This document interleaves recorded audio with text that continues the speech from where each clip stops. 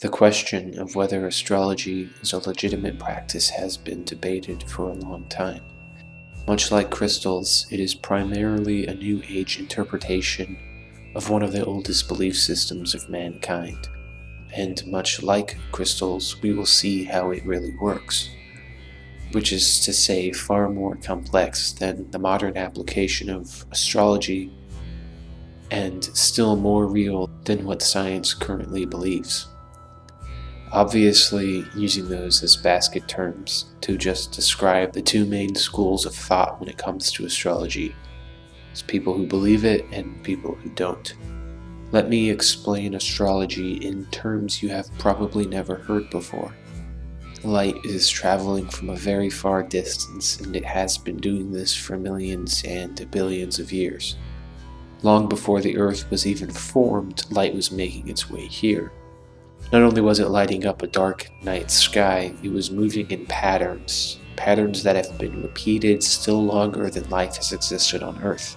So already from the first microorganism, you have a significant source of light for half the day. The moon, the sun, planets, and stars, the celestial objects exert subtle influence and have been from the beginning of life. Now you can imagine organisms will behave differently depending on the sort of light that's interacting with them. Perhaps there is a radiation or electromagnetic component to this. But the pattern of lights in the sky influence and affect movement, hormones, and behaviors. We can see on the normal animal level, the stars and moon are used for purposes of travel, direction, and mating. From everything from beetles to bees to elephants and fish. The grunion fish, as an example, breed only during certain phases of the moon. And just like how the moon pulls the tides, think of the stars having similar power but on a much smaller scale, on the microscopic scale. And as we continue to learn, the microscopic level is where everything happens. Whether it's plants or animals, the microbes involved in every creature play the biggest role in that organism's behavior and abilities. Whether through hormonal rhythms or physically playing a part in an organism's life and reproduction, the microbes often dictate the life and behaviors of an organism, and this is where astrology comes in. Microbes, like bacteria and fungi, respond to certain electromagnetic radiation, which is what starlight is. An experiment for this could perhaps take several dishes of bacteria using the same type of light source, or perhaps you have a ceiling with holes so that each dish is exposed to the same type of light, only a different part of the sky, a different pattern of that light. You can use stars or an artificial source. Ultimately, you'd want to do both, I imagine. But see how the pattern of light changes the culture of bacteria. Perhaps it will grow in different parts of the dish, perhaps it will be healthier or sicker. Now take that idea and imagine in our life and nature. Just like the tide of the moon, these organisms are basing their lives around the pattern of star movement, using it to synchronize or else just being directly sensitive to the light in some way.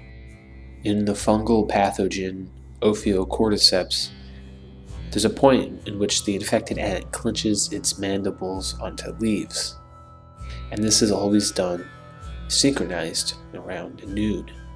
There seems to be some solar cue, or else it is based on the humidity or temperature, but the current data suggests it has more to do with the sun being near the highest point in the sky, since temperatures vary on a daily basis, and generally the infected ants are on a tree under the canopy away from direct sunlight. So I imagine this synchronization has more to do with the timing of the next stage where reconstruction of the exoskeleton takes place. But the point is that in several species of bacteria and fungi and other animals we've seen are affected by the particular pattern of the movement of the celestial bodies. I have an older video called An Alternative View on Evolution, where I go more into the microscopic influences on evolution and intelligence. But now we can think of that in terms of astrology. that the stars are simply part of the environment and ecosystem, and this is what seems to be lost to the modern day scientists, that the sources of light in the sky are somehow irrelevant.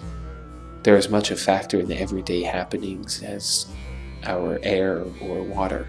And even the average modern astrologer, they're using the most rudimentary version of it, which is horoscopes based on your sun sign and sometimes your moon sign.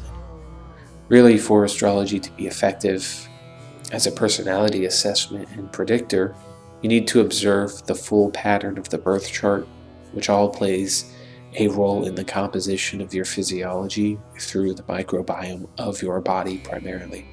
In the process of individuation, who you become is impacted by astrology. The formation and growth of your body and ego is influenced by the pattern of stars that you were conceived and born into and grow up into.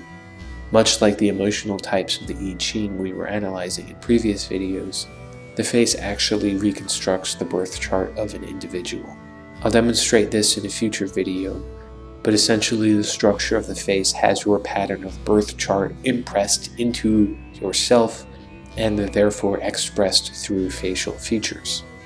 It's quite a bit more complex than the I Ching emotional types, but the two can be used in tandem for deeper analysis. But I brought that up so you had an example of the physical manifestation of the birth chart.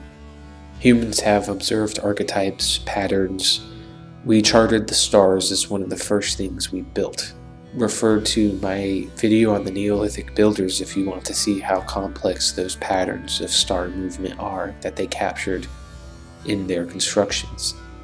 It helps to have a great understanding of many things in order to fully comprehend the topic like astrology.